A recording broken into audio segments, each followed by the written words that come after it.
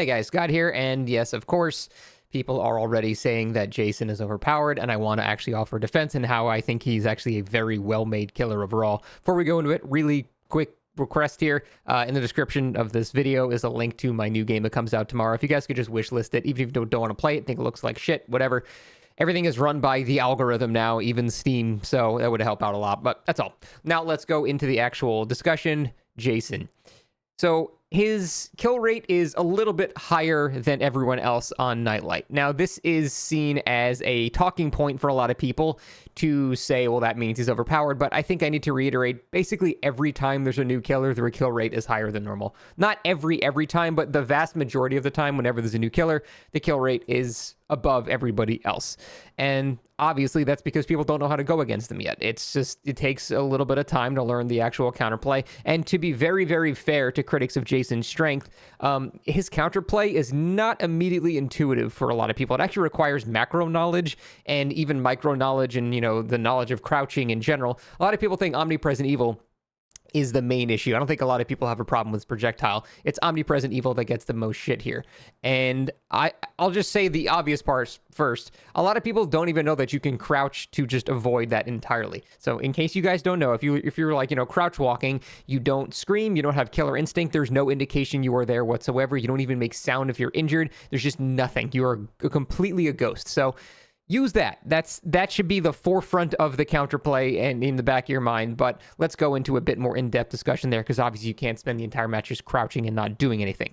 So this is why I actually think his power is designed so incredibly well, because it actually requires macro gameplay knowledge in order to perform well against it. So you sort of treat it like Wraith, in my opinion. People are saying it's not fair because he's able to just stay in it as long as he wants, meaning survivors really can't do anything safely, and it kind of just stalemates out the match. But even that argument, that's an argument for boredom and fun and interaction and things like that. That's not an argument for power, because if nobody's winning or losing, that doesn't mean he's overpowered, because nothing is happening. So that's obviously not a good example of an argument for him being overpowered. I think people are sort of conflating that being not very exciting or interesting. But the truth is, and here's the main thing, the main counterplay to Jason, from what I found from good players and going against them, is being very passive. If you are really passive against this killer, yeah, your game is going to take longer. I think people are going to start realizing Jason games go on for longer than normal, but that's because if you play passively, that's just the correct thing to do. And let me give you an exact example of what I'm talking about, because it's not like you just sit there and do nothing all game. So at the start of the match, when he goes in Omnipresent Evil, no one's been hooked yet, no one's injured, everyone just works on a generator. Preferably everyone's on a separate generator. That's just completely fine. Obviously, he's going to pop up near someone at some point relatively soon and start a chase with him. Now, he's not like super overpowered in a chase or anything like that, so that person can now run a chase and the other three people can work on gens. Eventually, that guy is going to go down, though, and then as the game progresses further and further, you're going to start being in a scenario where, okay, now, some people have been hooked, some people are injured. We're not in as comfortable as a state as before. So here's what you do, and here's the main passive example of counterplay against Jason. It's sort of like I said earlier, playing against Wraith. If you're death hook and injured against a Wraith, you don't just go work on a gen with a blind spot right next to it. That's ridiculous. You, of course, are going to get snuck up on and die very quickly. If you do that and complain Wraith's overpowered, you're stupid. You're just not playing correctly. What you would do is go far away from any active generators and look for a reset from a teammate, look for a chest, for a med kit. Just sitting there and working on a generator while no one's being chased and you're on death hook and you're injured is just a very stupid idea. So you sort of do the same thing here. You guys have to like prioritize who is actually going to be working on things, because if Jason stays in his power indefinitely and no one touches gens, well, the survivors aren't winning either, and that's obviously a problem. So you have to basically, you know, be a field medic and choose who is going to enter into the risky scenarios. So if there's someone that's, you know, injured and they've been hooked once, whenever Omnipresent Evil starts, that person crouches and walks away for a little bit. That's just,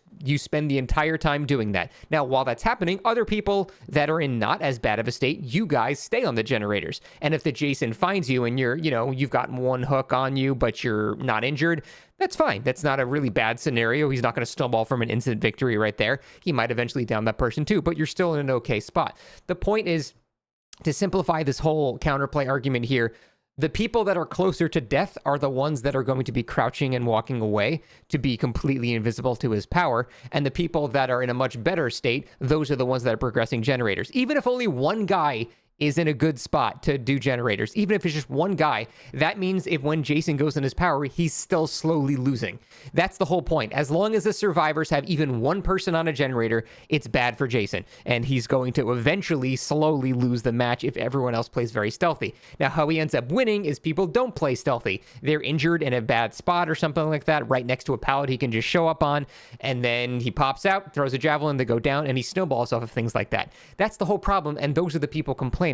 They're not understanding how to basically triage who is going to actually be doing the generators and who's going to be taking their time to reset. So I think that's the most important advice I can give against Jason. Know who should be hiding and know who should be doing on gens. The closer you are to death, the more likely you are to just be crouching and hiding when he goes into his power. And you know what? He might get pissed off and find nobody. And eventually he's going to pop back out somewhere. He can't just sit there the entire game and just do nothing, because eventually someone's going to touch a generator a little bit over time and he's going to eventually lose. So that's the main issue why I think this killer is actually so well designed, because it actually requires macro gameplay knowledge and to understand who should be doing what and where. And I think that's really neat. I actually really love that.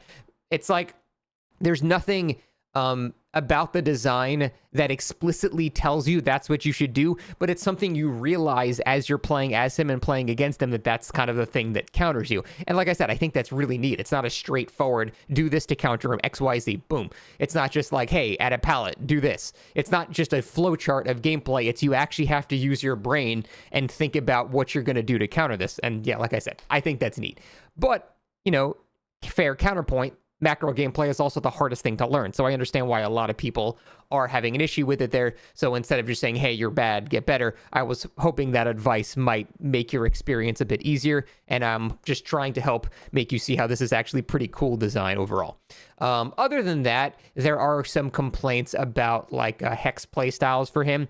And I say the same thing. If there is a strong meta and you're seeing a Jason every other game running a hex build, just slap on counterforce or something like that. Just put on counterforce or bring a map or something like that. Just bring a tool to counter it. You would not believe how much easier these games become if you just have some perk that deals with their entire strat. I had a Jason last stream while I was doing Survivor for, play while you wait, and I had counterforce, and I broke all of his totems in like, a minute and a half. Then he just had no build for the rest of the game. If you actually bring shit based on whatever the current meta is, and a current meta very heavily is, having Ruin on Jason, I mean, you just completely shit on their build entirely. And it's not like they can just sit permanently near their totem and just keep popping out to interrupt your, attempts at cleansing it. They'll just lose because all the other gens will just be completed while that's happening. So bring a map, bring counterforce, bring small game, whatever. Just bring a tool to deal with totems, and I guarantee you will find matches against Jason a lot easier. But like I said, this is why I think he's such a well-designed killer. His chase power is not oppressive in any way. His traversal power and basically built-in slowdown is really done in a cool, intuitive way that's not explicitly obvious with what you're supposed to do, but upon having good game sense and good macro sense, you kind of figure out what to do. I just think that's really neat. There's very few killers that actually do that. Most killers in DBD nowadays are just a flowchart of what you do at a pallet. Against Nemesis, you pause at the pallet, Hope will bring out his tentacle, and then you greet it. As Huntress, it's a 50-50. You drop the pallet or you pause and greet and run. Like, they all have the same flowchart. Jason doesn't have that flowchart. You need to actually have game sense, and that's hard to learn. So I would basically say, give him some more time. I definitely don't think he's an S-tier killer. He's definitely good for sure, but he's not an S-tier killer. I don't think he ever will be. It just requires a bit more thought. You can't just equip Windows and run to yellow. It requires a bit more brain power, and unfortunately, a lot of people are not really ready to apply that, which is kind of silly, but that's just how the community sort of is. So I'm hoping the advice I gave you might help you a bit and see this is actually a pretty well-designed killer and not as oppressive and ridiculous as people might say. So that's it. Thanks for watching. See you next time.